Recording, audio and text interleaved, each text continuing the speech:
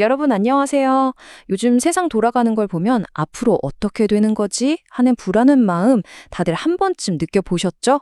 오늘은요, 수천 년 전에 기록됐지만 정말 놀랍게도 바로 오늘 우리 시대를 향해 아주 선명한 메시지를 던지는 한 고대 예언의 암호를 같이 한번 풀어보려고 합니다. 혹시 세상의 불확실함 앞에서 좀 막막하다 이런 느낌 받으셨다면 여러분 혼자만 그런 게 아니에요.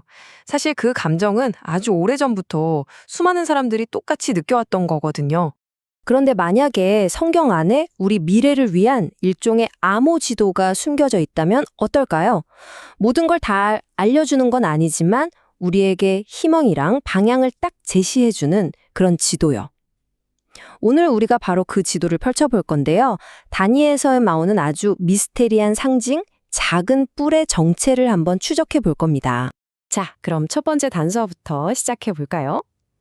이 미스터리한 세력이 역사 속에서 과연 어떤 정치적인 흔적을 남겼는지 예언은 이렇게 시작하고 있습니다. 다니엘이 환상 속에서 본 거예요. 어떤 새로운 힘이 불쑥 나타나더니 이미 있던 왕국 세 개를 그냥 뿌리째 뽑아버리는 거죠. 이게 분열된 로마 제국에서 일어난 일인데 과연 실제 역사도 이 예언과 똑같이 흘러갔을까요? 자, 이 타임라인을 한번 보세요. 진짜 놀랍지 않나요? 로마가 무너지고 나서 헤롤리, 반달, 동고호트 이 세 왕국이 있었어요. 근데 이 왕국들이 당시 커지던 로마 감독, 그러니까 교황의 권위에 좀 반대하는 입장이었거든요. 특히 아리우스주의라고 해서 예수님의 신성에 대해 좀 다른 견해를 가지고 있었기 때문에 신학적으로도 부딪혔던 거죠. 그런데 예언처럼 정말 신기하게도 이 세력이 하나씩 하나씩 역사에서 사라집니다.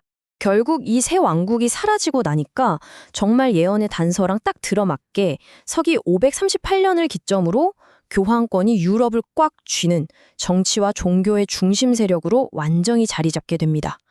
첫 번째 단서 클리어죠. 근데 말이죠. 이 세력은 그냥 힘만 센 그런 제국이 아니었어요. 우리의 두 번째 단서가 바로 그 특별한 점을 알려줍니다. 이 표를 보면 차이가 확 느껴지실 거예요. 보통 제국들은 뭐예요? 군사력, 칼, 힘으로 세워지잖아요. 그런데 이 작은 뿔 세력은 달라요. 예언은 사람의 눈과 큰 말을 하는 입을 가졌다고 강조하는데 이게 뭘 의미할까요? 바로 지혜와 통찰력 그리고 권위 있는 선포. 그러니까 물리적인 힘이 아니라 종교적인 권위로 다스리는 시스템이라는 걸 암시하는 거죠. 이건 바로 종교 시스템을 가리키는 아주 중요한 단서입니다. 원래 초기 교회에서는 감독이라는 게 그냥 지역 성도들을 돌보는 역할이었거든요. 그런데 시간이 흐르면서 이게 점점 계급적인 구조로 바뀌고 결국에는 교황이라는 한 사람에게 권력이 집중되죠. 심지어 교황은 특별한 영적 통찰력을 가졌다고 해서 선견자라고 불리기도 했습니다. 자, 이제 어쩌면 가장 민감하고 좀 어려운 단서를 마주할 시간입니다. 이 세력이 영적으로 어떤 주장과 행동을 했는지 그 기록을 한번 따라가 보죠. 예언은 아주 명확하게 두 가지를 짚어줍니다.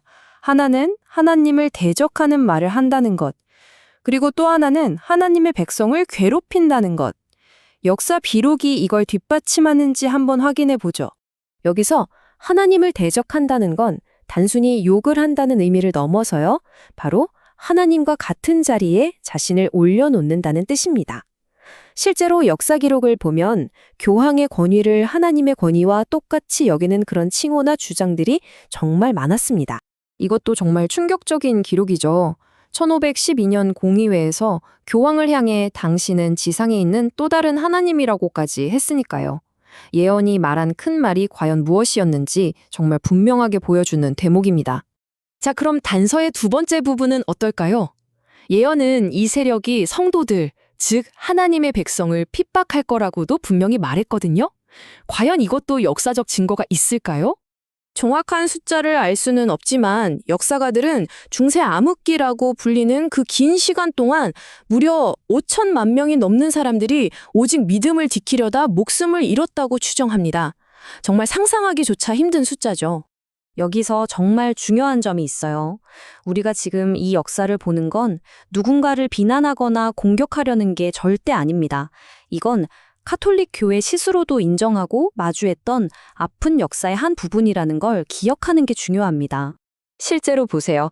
비교적 최근이죠. 교황들도 십자군 전쟁이나 종교 재판, 또 개신교 박해 같은 과거의 잘못에 대해서 공식적으로 사과하고 용서를 구했습니다.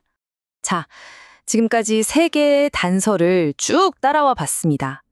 이제 이 퍼즐 조각들을 다 맞추면서 우리 각자에게 가장 중요한 질문을 던져봐야 할 시간인 것 같아요. 그래서요? 이 수천 년 전 예언이 지금 여기서 살아가는 나랑 도대체 무슨 상관이 있는 걸까요? 이건 그냥 오래된 역사 이야기가 아니에요. 이 예언이 기록된 이유는 이렇게 혼란스러운 세상 속에서 우리 믿음이 뿌리채 흔들리지 않도록 아주 단단한 기반을 마련해주기 위해서입니다. 이 예언이 우리에게 주는 핵심 메시지 딱 정리해 드릴게요. 첫째, 역사의 진짜 주인은 하나님이시라는 것. 둘째, 성경은 믿을 수 있는 확실한 말씀이라는 것.